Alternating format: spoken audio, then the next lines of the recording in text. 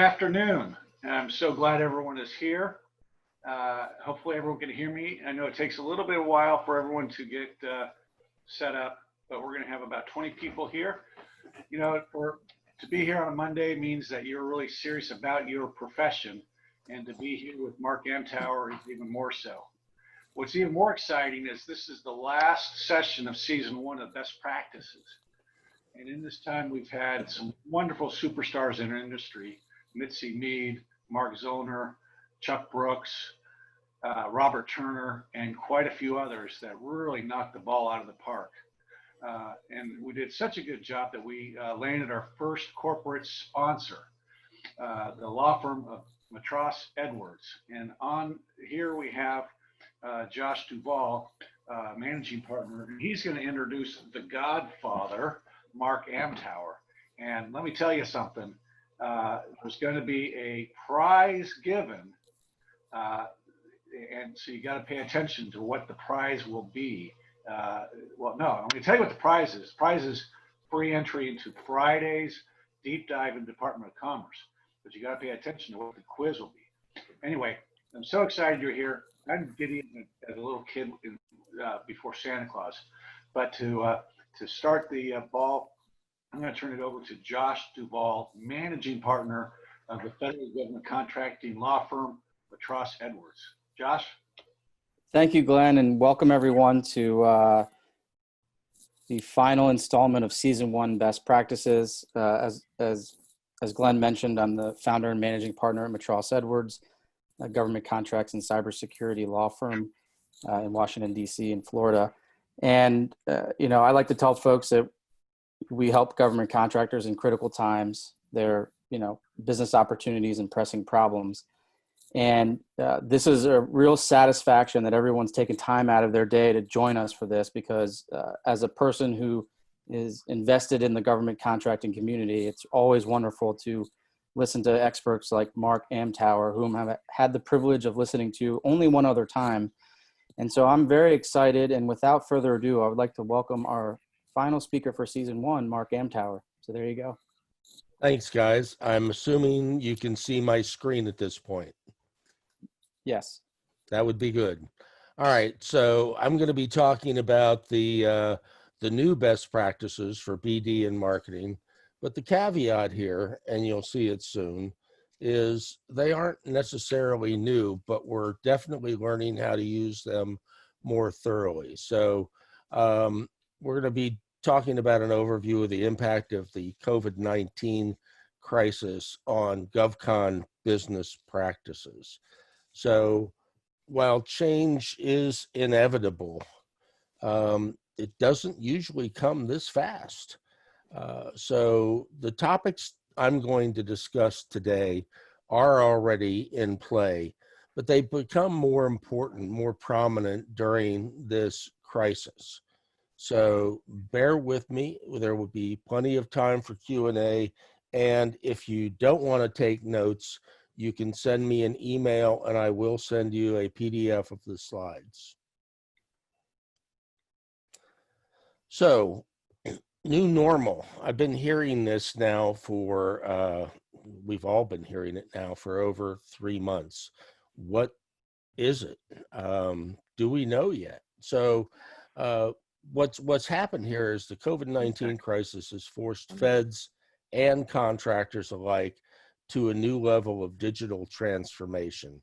It's been a forced migration to tools we were aware of, but not necessarily using often or well.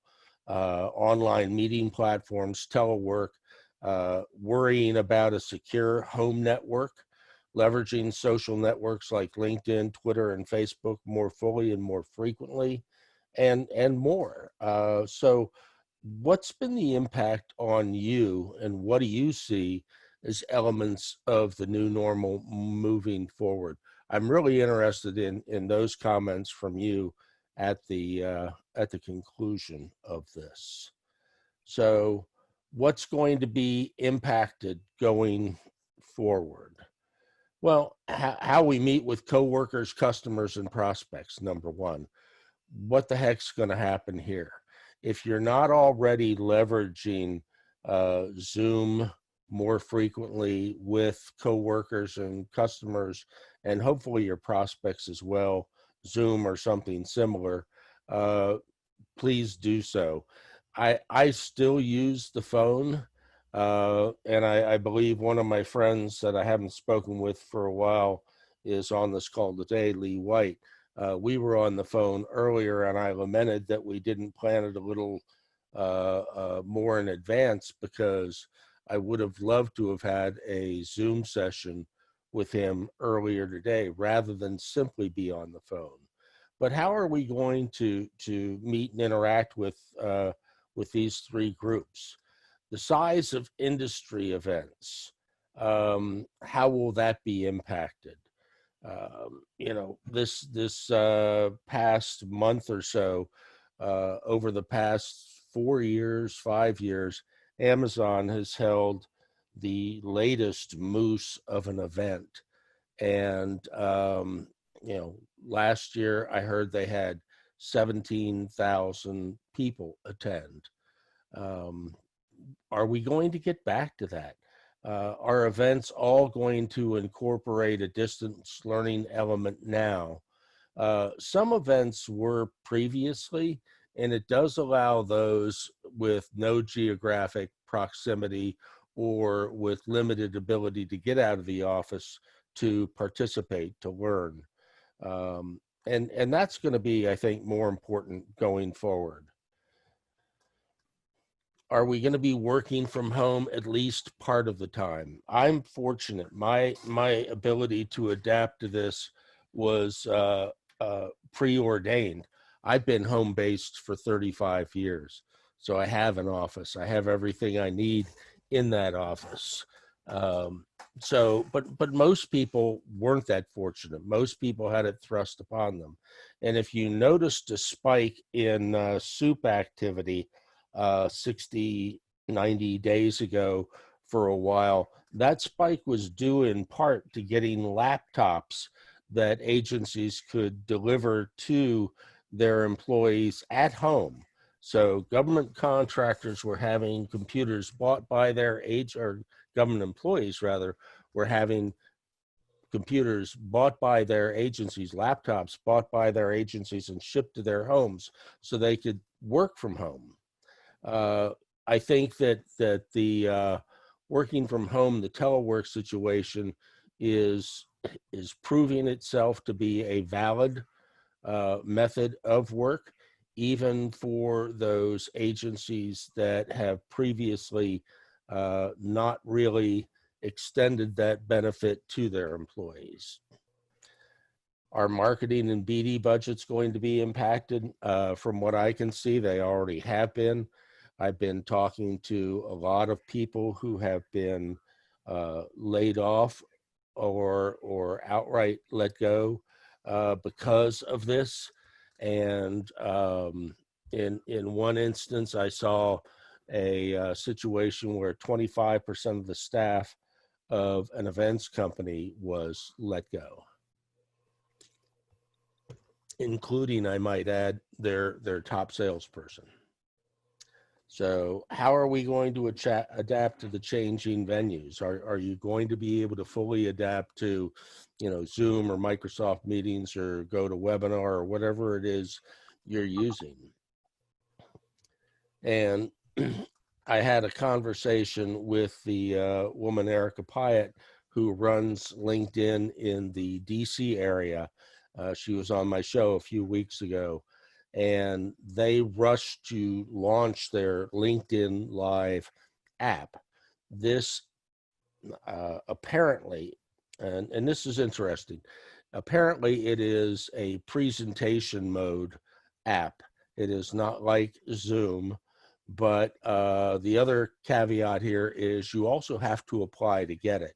So if your company is doing online presentations, I would strongly suggest pursuing this now, because if your audience, if you're already connected to a good portion or most of your audience, having the event right on LinkedIn might be a pretty easy way to get more people to attend, to remind them that it's coming up, and to tell them, 10 minutes ahead of time, it's time to log in. Key areas for continuing growth. And these are what I will be talking about in a little more detail. Differentiation via subject matter expertise. This has always been important. I think it is more so now. And hopefully I'll explain why. Content development and deployment. Again, nothing new, more important now than ever. Leveraging and mastering virtual meetings. This has been with us for a while, but I haven't seen a lot of companies really master the art of putting on a seamless virtual meeting. And I'll wrap with social selling and relationship building. So yeah, I know none of this is new, but each does have a growing importance in light of the COVID-19 crisis.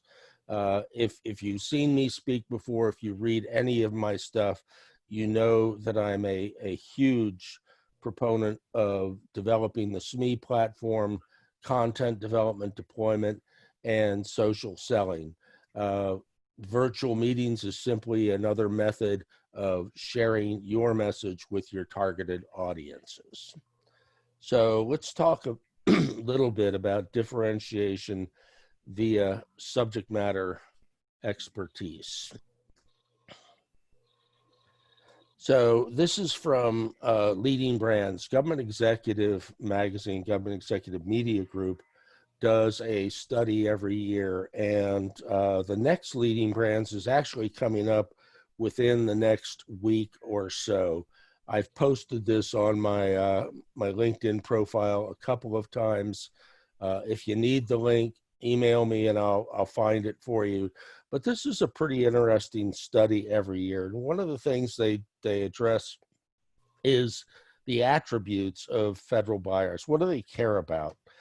Trustworthiness of the vendor, obviously pretty big. Customer service, yes. Expertise moved up a notch from 2018 to 2019. I'm curious to see if it holds that position. I don't imagine it's going to replace customer service, but I would like it to stay in number 3, but I don't have a vote because I'm not a Fed. Value, customized solutions, innovations, experience, and employee care. That last module there, employee care, has been a recurrent theme. The government actually does care how you treat your employees. They don't want to see a churn and burn kind of shop. They don't want to see, 18 months and out. They want to see that you're able to retain employees for the long term. So when they come back to you, they're going to have that comfort factor of being able to work with people they've worked with before, people with whom they have some sort of relationship, and people who probably still know some of the issues that agency is facing. So this is from an older Market Connections study, but all of their recent ones basically point out the same thing. I just like the graphic for this one better. So the top marketing elements, company website still number 1, has been for a while. Large industry trade shows this year out the window. Number 4, small targeted events, online, yes. PR, but number 3, 61%, thought leadership materials. This is content marketing. This is demonstrating your expertise in multiple ways.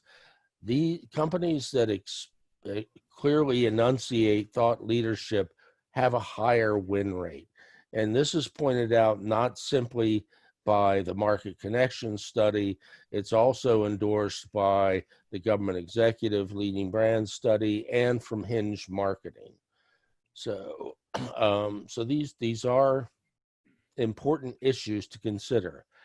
How are you differentiating? Have you clearly enunciated your areas of expertise.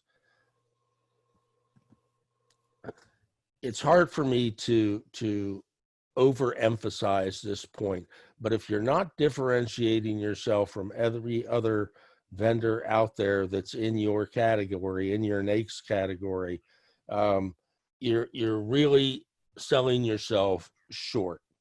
Are you supporting these areas of expertise with content, things that are demonstrable, that show that you have the chops to claim this particular area? Are you highlighting key employees as subject matter experts? You can do it collectively as a company, but you should be also emphasizing key employees as well. So ways to differentiate, there's going to be, and this is not an exhaustive list by any stretch of the imagination, but this isn't an exhaustive session either. So staff credentials, clearances, certifications, education, all manner of credential. Do you possess a unique process or technology? And does the government buy it? That's always nice. Do you have a deep understanding of a specific agency? I've known BD people who have worked specific agencies for, the better part of their career. So do you think they could position themselves as subject matter experts on a particular agency based on their knowledge of where the bodies are buried, how that particular agency buys, what are their preferred contractual vehicles, what are their pain points, what are their evolving issues? All of this allows a business development person, especially a BD person, to claim an area of subject matter expertise dealing with a specific agency. And when you're presenting yourself online, when an agency sees that you've been working with them for 5, 10, 15, 20 years, that's going to create a comfort level for them. Do you specialize in servicing a specific role in a client organization? Finance, some sort of business process, various IT tasks.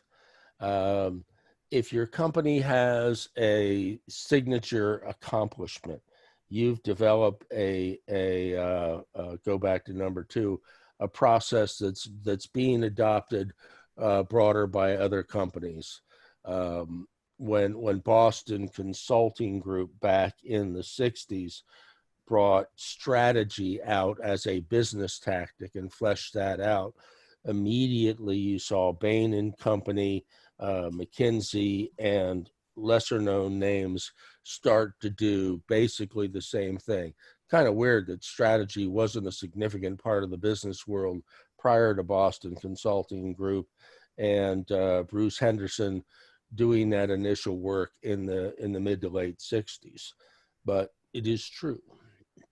Do you have a couple of leading industry experts on staff? There are such people in our market. Do you specialize in producing a unique or valuable result? And do you focus on a particular geographic location? If you were in Oklahoma City, you could focus on the Federal Aviation Administration, big training facility out there, or you could do some combination of the above. The more of these you can stack on one another, the stronger your point of differentiation becomes. One of my favorite pick-on topics. I look at people's business cards, and the taglines they come up with are just absolutely wonderful and mean absolutely nothing. Together, IT, it is done. Be better. Ooh, that's good. No, be worse. Not trying to be too snarky here, but I'm not naming the companies either. Experience exceeding expectations, people, integrity, excellence. Expect a perfect fit. You know, if I don't know how you feel about these, but I find them to be a complete and utter waste of time. I don't have any opinions, so, but that's besides the point. So, elements of thought leadership. Deep current knowledge on a particular subject. I should have highlighted the word current. If you've gone to graduate school, we've all had the professor whose notes are written on some kind of papyrus or parchment, and he's been using the same crap, or she's been using the same crap for 50 years. That is not a current knowledge on a particular subject. That's archaic knowledge on a particular subject. You've got to stay current if you're going to be a subject matter expert. People who are SMEs share knowledge in multiple venues with a defined community. Defined meaning people who care about what they do. So, for me, and this is one I borrowed from Lee Fredrickson over at Hinge Marketing. A subject matter expert, or as he calls them, a visible expert, is someone who can make a complex subject understandable. I think that's brilliant. I mentioned strategy as a business tool a couple minutes ago. Michael Porter's one of the leading thinkers on strategy today, and has been probably for the last 10 or 15 years. If you try to read his stuff, it is so friggin' dense that you can't get through it with a pick shovel. It's you know, I have a book by a disciple of his called Understanding Michael Porter, and that's how I get through him. SMEs are sought out by media for comment on breaking news in their niches. If you're a visible expert, this is one of the things that's going to occur. When it returns, live networking in the meantime, venues like this. A few more. They're sought out for speaking engagements. They're likely to be high on any recommendation list. So when you're talking about various issues around cyber security, for me, two names come to mind. Ron Ross at NIST, who's not available as a consultant, and Bob Gourley, the former CTO of the Defense Intelligence Agency, who over the last decade has produced more great content, I think, than anybody else in the cyber realm. He's known by everybody in the cyber world, and I believe respected by everybody in the cyber world. One of the things that I enjoy about Gourley is he really loves what he does, and he lets it show. You can geek out about a lot of things, but if you're a subject matter expert and you're talking to an engaged audience, if you can enjoy that presentation, you shouldn't be there. We've all had the presenters or the graduate professors who were just, maybe the most knowledgeable people, but they could make your most exciting subject the worst thing to listen to, the most boring thing going. Visible SMEs should be easily found with online searches. That visibility factor comes into play. They write frequently, and they may have at least one book out. Gourley doesn't, but he doesn't need it. He generates enough content in a month to fill a book. So, Gourley, look them up. But they're accessible. I've known Bob since he was inside government, and he probably connected with me because he knew he was going to escape. But he's always been very accessible. Some tactics for visibility, again, speaking gigs, online, offline, doesn't really matter. There's tons of podcasts out there. They seem to pop up new every day. So identify them and get your SMEs on there. Or if you are a SME, get on there. Just like every other media, unless it's somebody, simply pontificating whenever they go on air, they want guests. So, you're not going to be a guest unless you identify yourself to them. You can start your own podcast. Why not? Start a YouTube channel. The YouTube aspect, the video aspect of the world is huge. There was a significant reason why LinkedIn, why Google bought YouTube a few years back.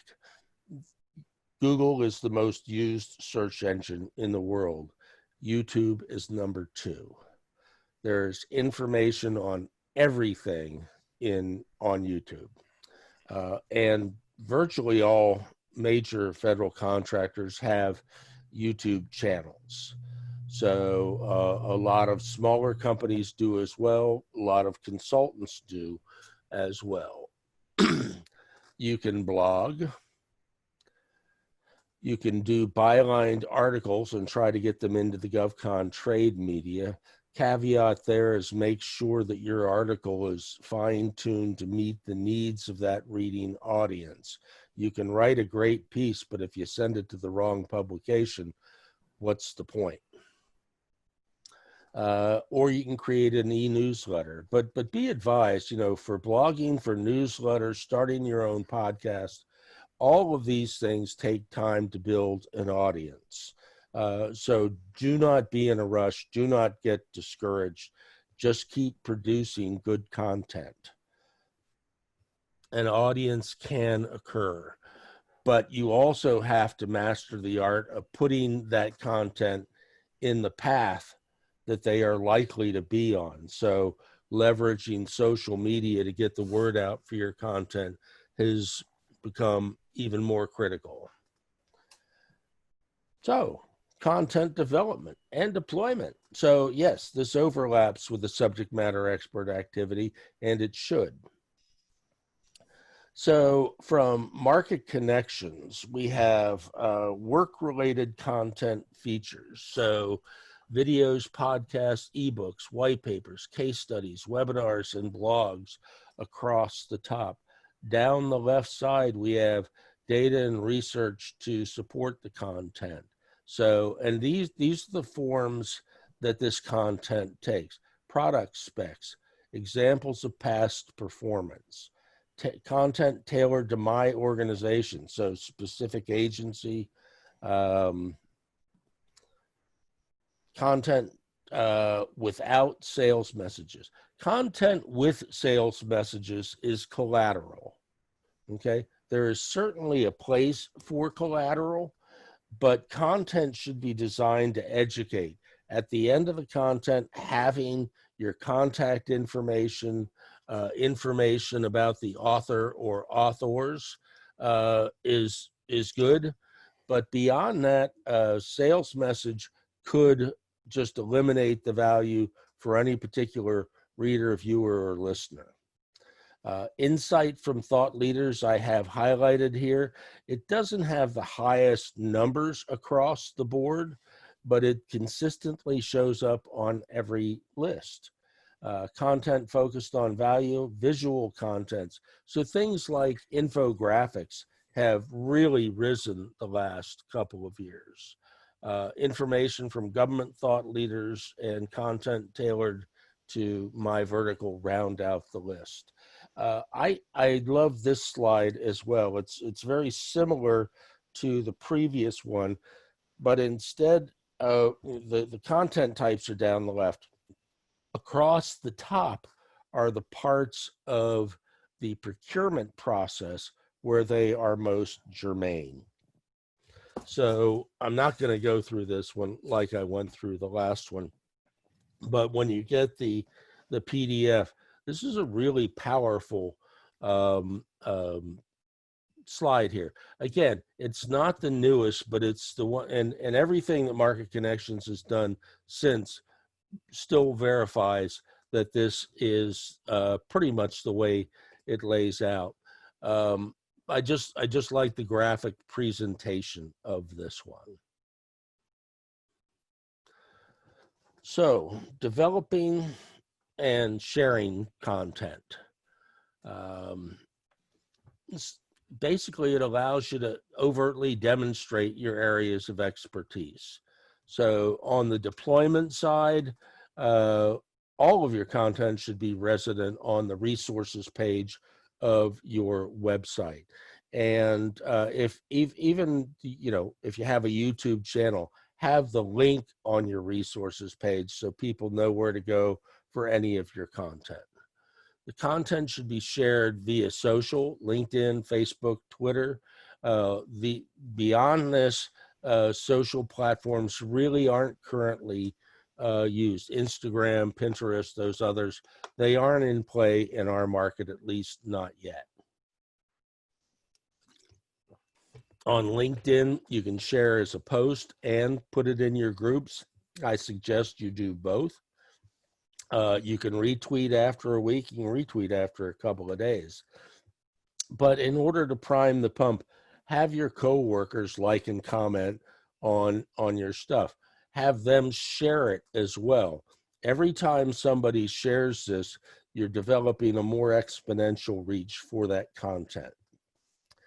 I have the habit of always responding to anyone who comments on my posts, you know, things that I write especially. Create informational content. Do not sell. Edit for clarity and grammar. Hopefully this one is self-explanatory, but I can't tell you how often you've seen this too. So it's not just me. You've seen something out there with some glaring errors, you know, spelling errors, poor grammar, or a sentence that just goes on for about 2 days and you can't figure out where the heck they're going. Develop separate content for a technical audience. Here's where you can really get down to the nitty-gritty of technical stuff, but it's not for a management audience. It's not for a program manager. It's just written for techies. If you have SMEs, use their names as the authors, if indeed they were the author of the material. And repurpose your content. You know, go back a couple of slides. There's a lot of content formats out there, so you can take a white paper and turn it into a webinar. You can turn it into a podcast. You can include it in an e-newsletter. There's a lot of ways to repurpose the content so you're not just using it one time. And if you're producing content for a particular bid, make sure the content matches the bid requirements.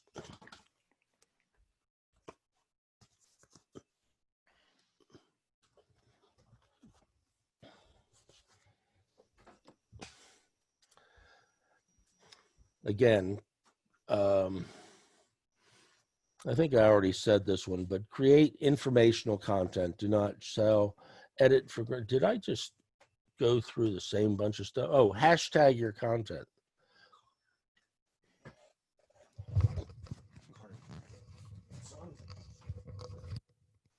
Sorry, sun interruption. Hashtag your content. Leveraging and mastering virtual meetings. I don't have much to say on this except to say visit each platform, look at their tutorials, look for tutorials on them on YouTube. I think these are usually better than the ones at the platform websites. Run practice sessions with your coworkers.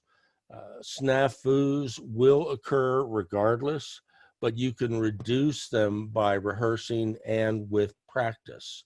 And if you're going to do one of these things, have everyone show up 15 minutes before any live broadcast. Make sure everybody can access the platform.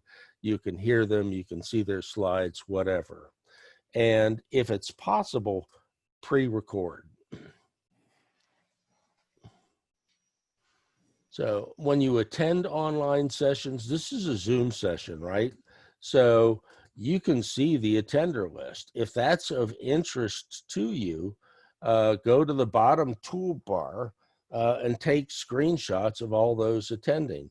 I do this when I'm attending a Zoom meeting, especially if it's germane to, well, the only ones I'm going to attend are those that are germane to what I do.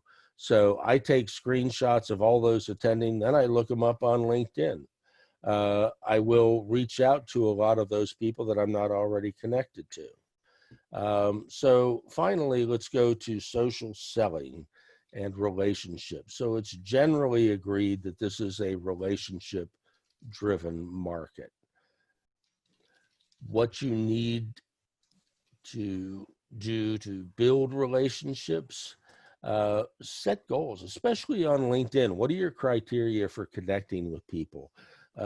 Don't connect with just everybody, and don't be one of those people who's only going to connect with people that you know. If you go to a networking event, are you only going to talk to people that you already know, or are you there to meet new people? Be yourself. Authenticity counts. Be available.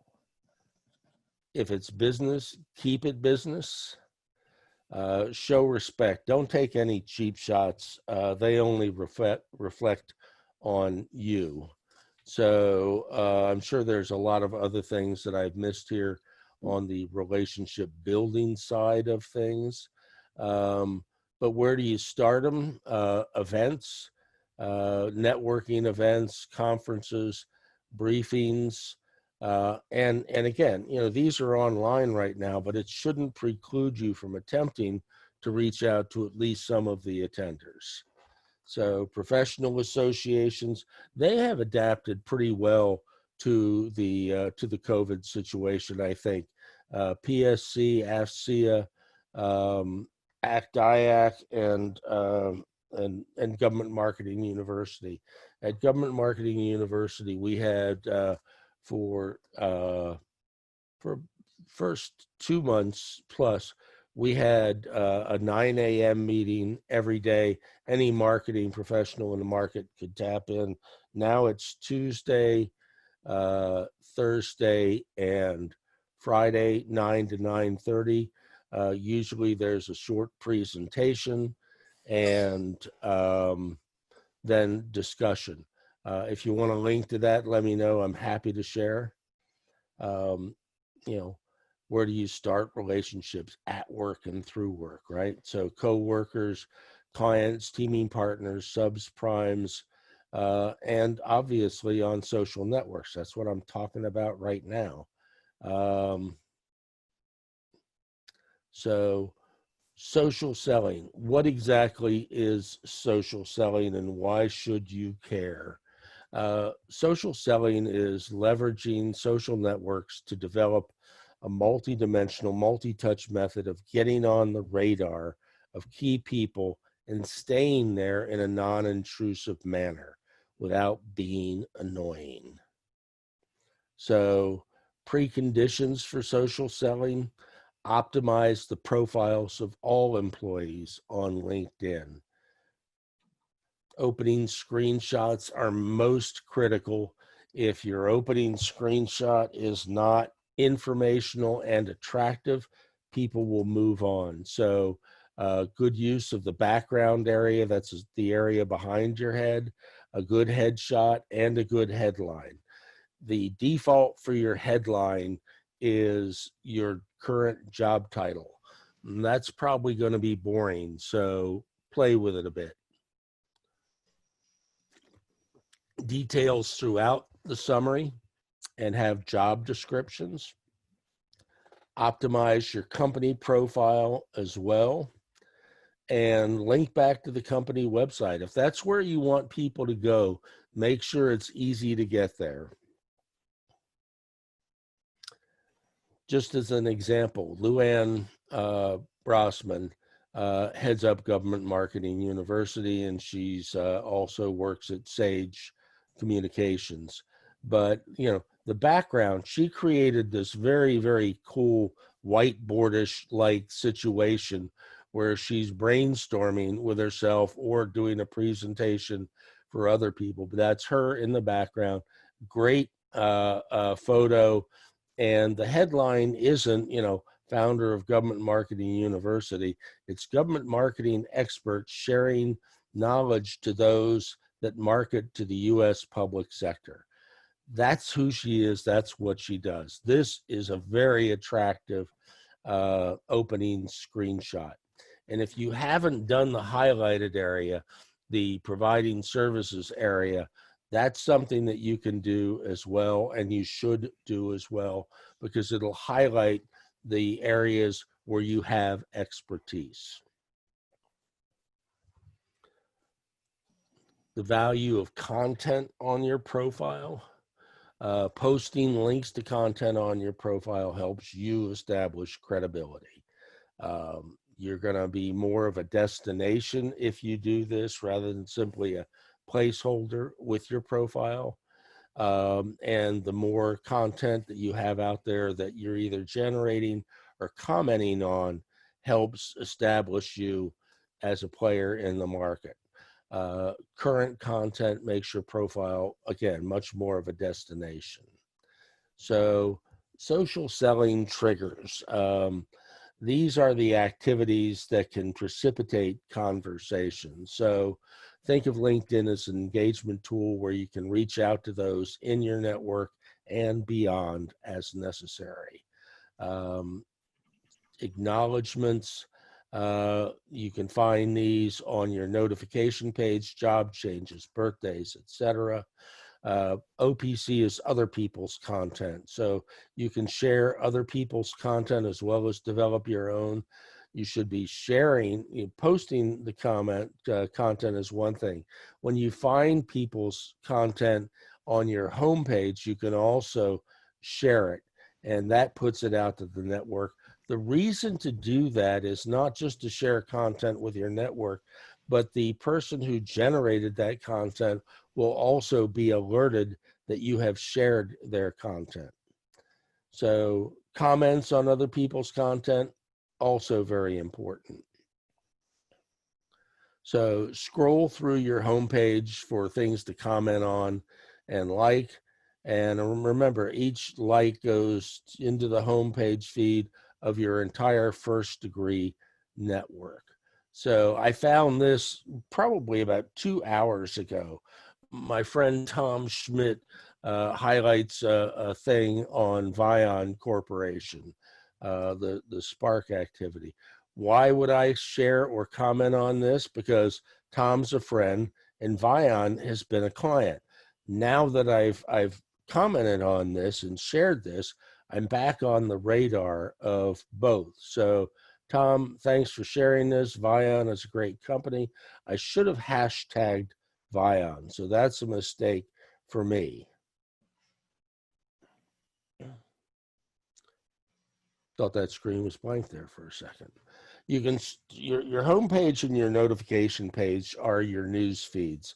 The notification page has more information on birthdays, job changes, all of your first degree contact stuff. So I'm not sure what happened there.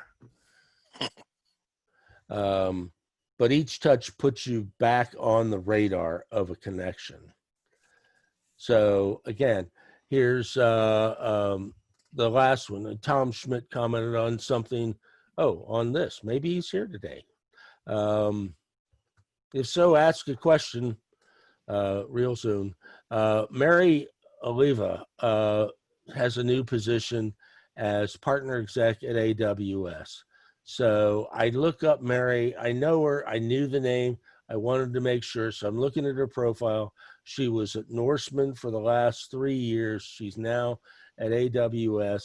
So I send her a note that says, not just congrats on the new gig, but congrats on the new role. Let me know how you like AWS after Norseman.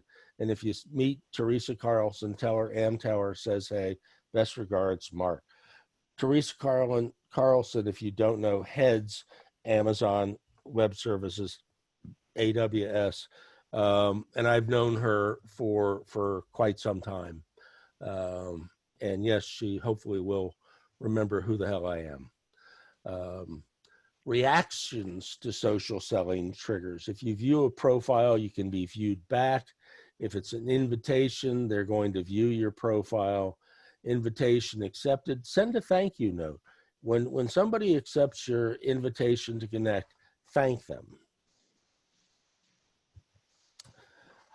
New job, birthday, say congrats. What I do in these instances, though, is not simply say congrats, but like I did with Mary Oliva, I'm going to look at their profile. I'm going to see where they are, where they've been, who else I know at that company, and I will give the happy birthday or congrats on the new job a little more context.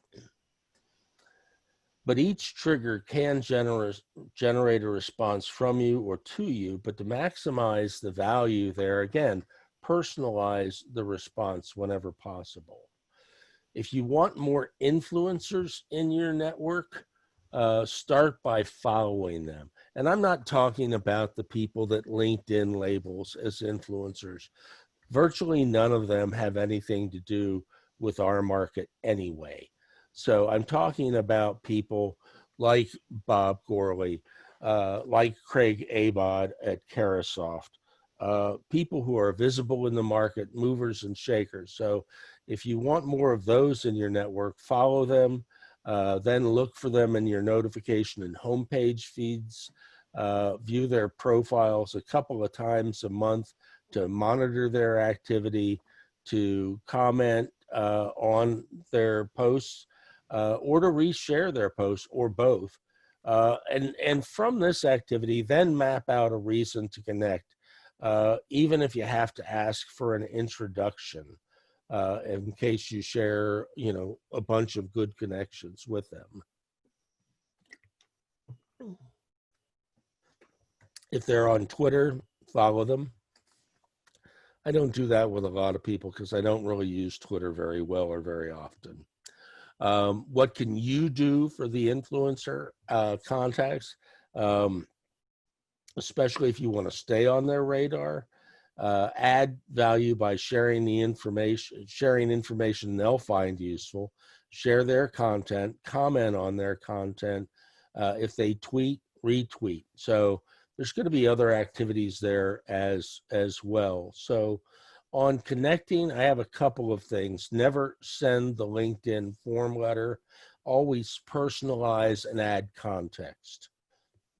Incoming requests should be vetted the same way I vetted Mary Oliva. Look at them, look at their company. Do you know other people at their company? Do they fit your goals for connecting? And, I won't say anything more about connecting. I have several horror stories, but we're out of time. Develop a plan for moving forward.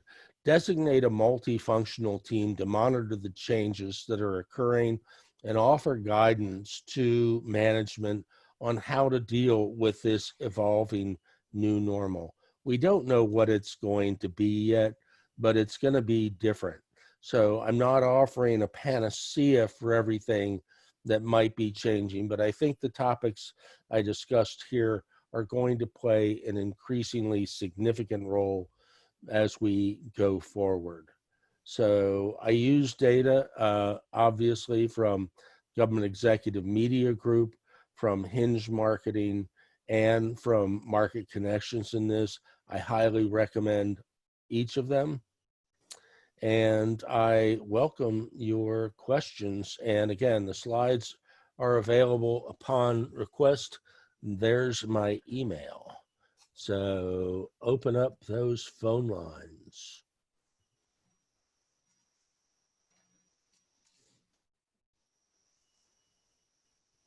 If you're shy and you want to type it, I could ask it for you. There you go. It usually happens on the previous ones. But before we, Hey, Don. okay, so I have a question. Yeah. So you mentioned hashtagging things, Mark. It's good to Mhm. see you, by the way. Good to see everybody else too. Do you have any recommendations on hashtags? I mean, sometimes I see posts and there's so many hashtags, it's longer than the articles. Yeah. So I'm just wondering what your guidance is on that. I limit mine usually to 3. I will, if I'm referencing individual people, I will do the @ and make sure each of them is highlighted because I want them to know I'm writing about them. But on the hashtag sign, I like to limit it to 3 max because if people who are following those hashtags on LinkedIn, it should go into their information feed via the homepage. And that's why they're there. But if you use more than that, you're right, it just looks junky. Thanks.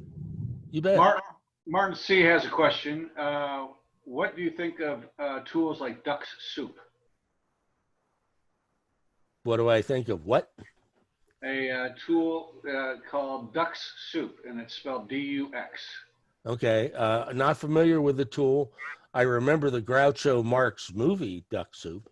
And I have it in my film library. Martin, unmute and tell me what Ducks is.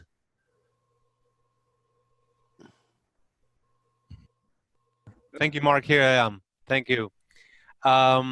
This is something I found through my YouTube feed, and it's basically apparently a lead generation tool for LinkedIn. And I had my reservations initially because these are things that are not necessarily, I'm not sure if they are vetted or not by LinkedIn. And obviously one doesn't want to be basically blacklisted from LinkedIn, obviously. Right. I'm curious if you heard about it. If you want, I will ask my buddy Erica about this, but I've seen some that were irritable to LinkedIn, and I've run across 1 or 2 that seem to be acceptable to LinkedIn. Not sure where this falls into the scheme of things. Okay, great, thanks. I have another question, but I let another person ask. Ask now. We have some Okay, time, so to give you a little bit of a background, and the reason I joined is that I'm doing a lot of business development at DoD for basically technology products. And so this is fantastic knowing about LinkedIn, and I appreciate it.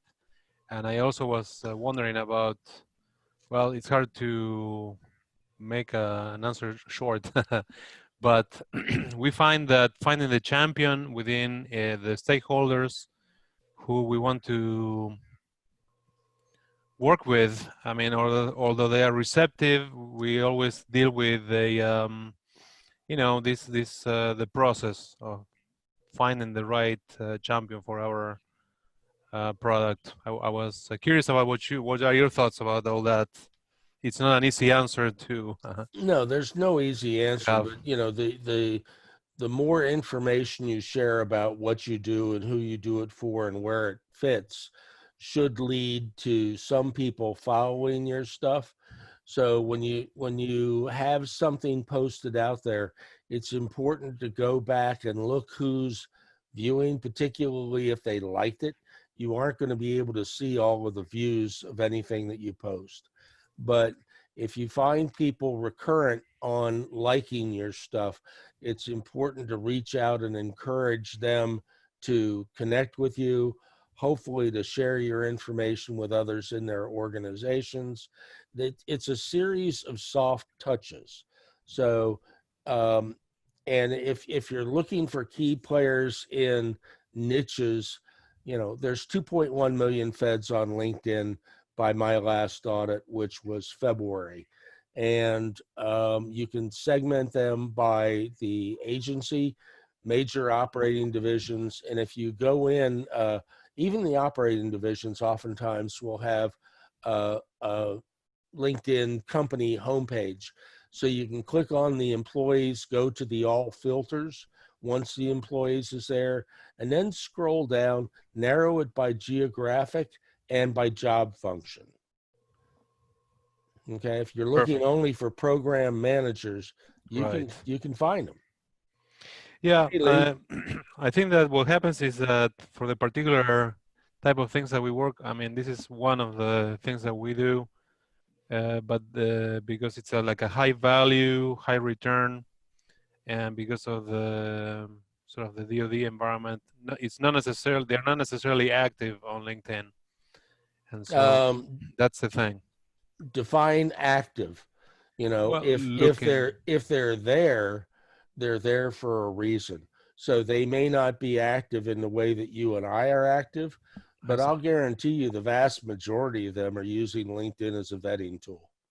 oh, I see. Mhm. Yeah, because I found people that are in a program management position, they only have, I don't know, 150 connections, right? So I've seen they're PMs posting. with 500 plus. So Mhm. it depends. You know, if you're going to take a deep dive into the IC, my buddy Rich Middleman can tell you that there's going to be fewer connections with people in the intelligence community than there will be at agriculture or commerce, where Glenn will be visiting this coming Friday.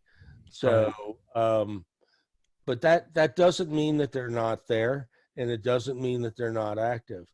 Oftentimes, especially in situations like the IC, they may list their employer as generic government and not fill in a job title. Right, correct. Mhm. Okay, thank you. Very helpful. Who's next? I raised my hand. Hey, Rich. That's good. Good to see. I see a couple of people I'm used to seeing at networking events. Hi, Dawn. Hi, Fran. And Glenn, thanks for putting this together. So a couple of things. One, nice compliment. Mark taught me years ago that when I go to connect with somebody on LinkedIn, don't just press connect. Send a note. I know you went over that today, but it really does help. You know, whether it's a referred note or, you know, just say something rather than connect, because when I get a connect and I don't know the person, it's like, why are you connecting with me? So that's helpful. What I want to ask about, and I you know, get you know, I guess, you know, confirmation that when I'm on Zoom and I see, you know, there's, you know, 50, 60 participants, and I have taken the screenshots of the names. So you're saying that most people, you can't guarantee anything, of course, would not be offended that I use that Zoom to be able to connect with them, because there's a lot of people I want to connect with separate from the subject of that particular Zoom, but that's where I found their name. Yeah, you're asking me if somebody's going to take offense at something. You know, you're asking the wrong person. I offend a lot of people. Yeah. But if you were at the same meeting and you say, hey, I saw that you were on Glenn's meeting this afternoon. I'm not sure we've met. Can we connect and maybe have a short chat sometime when it's convenient for you? If they take offense at that, you know, too damn bad. Move on to somebody else, right? Yeah. Okay. Okay, that's why I just sent Martin a note saying, what's your last name, so I can connect. Okay. There you go. Yeah. Who's this Beck guy or woman? That's me, Emily Beck. I'm with iWorks. Hi. Hi, how are you? I'm fine. Any questions? Not so far. Okay. I'm fairly new, so I'm just absorbing all the information I can get. These venues are fun. So reach out to me and I'll send you a link to tomorrow's ideation call for GovMarkU. I'm actually going to be doing a 10-minute presentation on writing articles. So if you think you should be writing more and are a little leery, I'm going to show you how. Sounds good. Matter of fact. As we wind down the hour, we're grateful that Mark has shared his ideas. At the beginning of the hour, I did share that this Friday is the deep dive into Department of Commerce.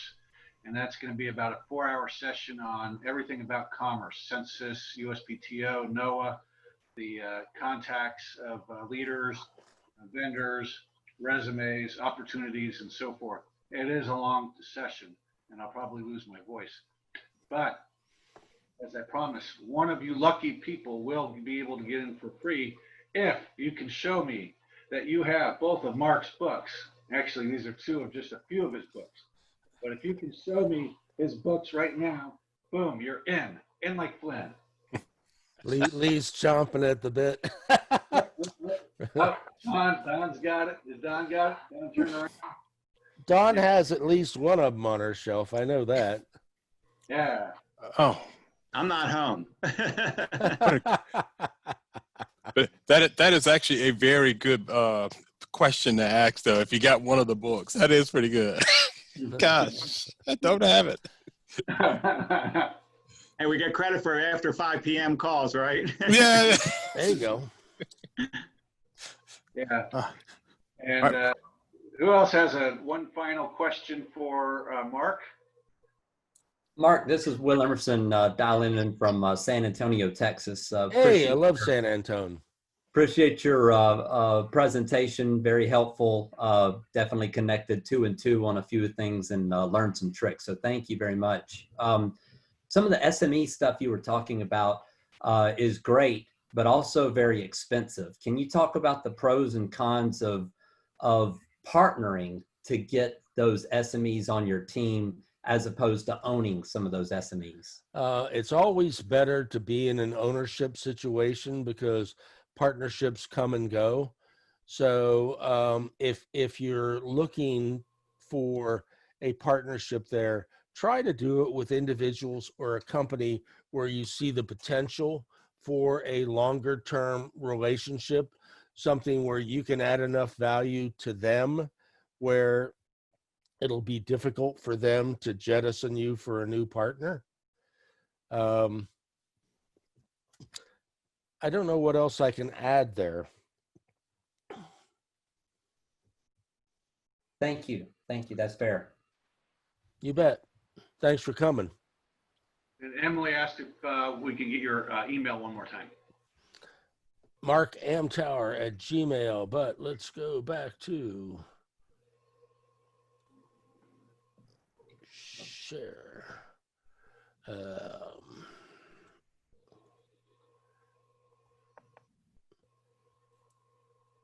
Are we up? Yes. Thank you. So if you're not able to send me an email to get to the presentation tomorrow morning, 9 a.m. Eastern, if you look up Government Marketing University on via Google, just go to GMarkU and find the ideation page. That's what Luann calls these sessions. And there is a link there to request. It's free, but you've got to register in advance. And the reason we're doing the 2-step process is we were Zoom bombed in the first 2 weeks of the event. And let me tell you, it was the grossest stuff I've ever imagined in my life. And it was a terrible experience. Mm. Sorry, that's awful. Yeah. So thanks, guys. Glenn, back to you. Well, thank you so much. This definitely surpassed my expectations of both content and entertainment. Thank you so much for being here. You know, we started the best practices back in March out of it's the virus, the quarantine, what to do. And it's really transformed a lot of people. We're going to have season 2. We're going to have a lot of executive leadership content. So we've already got a number of presenters already. It's been a wonderful time. And again, I'm not worried about quantity. This was a perfect size because we're able to bond and gel and ask some good questions. What I am interested is always getting ways to how to improve on our own personal, professional expertise and levels. So Mark, you brought some great ideas. I was writing down just a ton of ideas, and that makes it all worthwhile. Based on what you said, my own LinkedIn profile on a scale of 1 to 10 is probably a 2 compared to what you said it should be. So I'm going to be working and revising that today. So thank you very much. And Josh, thanks for sponsoring the Best Practices series. Again, it'll be every Monday. We were doing it at 2. We're moving it to 4 o'clock. Was this better than at 2? 4 o'clock better for everyone? This was good. Good time. Good. I didn't, when I first started, I didn't really take into consideration that every business is going to load down their executives at 1 and 2 in the afternoon. And I was told repeatedly, don't make it at 2 because everything is I was thinking in the morning, but with all the West Coast, East Coast, people, firms are choosing 1 and 2. So thank you so much, everyone, for being here. Mark, again, thank you. I have a question. Yeah, Rich. So Glenn, I have a question. I was on a Zoom call the other day, and one of the survey questions was, if you're wearing a suit on Zoom, are you still in sweatpants, or are you really wearing the suit on Zoom? You don't have to answer. It was just a funny question. They actually took a survey saying, you got the sweats on, but you got the shirt. I mean, you look very dapper, so you got that going. Well, interesting thing is, I was going to wear a suit and tie no matter what. Anyone who's been on my shows before, what I do. But the Monday after the quarantine hit, I was driving to Winchester, wasn't paying attention, and I'm zooming in a literal sense, and I got pulled over for the first time in about 15 years. And I completely forgot about it. I wanted to pay online today. They said, no, you have to be here in person. And I'm like, oh, good gosh. So I had to go to traffic court. I don't know what it is about people who do not understand when you go to court, be dressed well. I don't understand how people go in wife beater t-shirts, which three men did. One woman was in her I don't understand it. And we were getting fines. I lucked out. The officer who gave me the ticket didn't show up. The judge said, well, how about if I just cut in half? I'm like, that's fine. I can go back. She goes, well, you know what? He's not here, so I'm throwing it out. Wow. And Good for you. yeah, because everyone else, except 2 people out of the 40 people, only 2 people were dressed professionally, a gentleman and a woman. Everyone else, it just baffles my mind. So anyway, every judge loves a well-dressed person, I guess. Yeah. Anyway. So one more question. I'm trying to best to follow up with everybody on LinkedIn, because I'd like to learn what everybody does or who they're with, and surely follow up on LinkedIn. That's what this is all about. Yeah, if everyone wants to, who wants to connect, put in the chat button their email on how to connect with LinkedIn. I did, and I put Mark's email. I mean, I have everyone's email. I could share a group share. I'd be happy to. Okay. Or what? But again, it's. I do know this. I taught sales for 10 years with Dale Carnegie, and the people that go ahead and pay for themselves always do better than those that are sent by their company, either out of desire or forced. But those that are here today show me that you're very serious about your career, serious about your professional, and are people that I'd love to connect with. So thank you. And again, Mark, the Godfather. I guess, do we have to kiss your ring or something? Not anymore. Not anymore. But both of these books, I mean, I've been a fan longer than I've been connected with Mark. I just and I've told people to buy these books, and those that have gained, others that didn't. This one woman was put into BD. She was a recruiter 2 years ago. She goes, I've been thrust into BD and they haven't trained me. What do I do? I said, well, first go off right now to Amazon, buy Mark's book. 2 weeks later, I go, how many chapters you read? She hadn't bought it. 6 months later, she was fired. She hadn't bothered to make the effort, the basic effort to learn BD. Yeah. And again, you can wait till your company trains you, but this is your responsibility no matter what.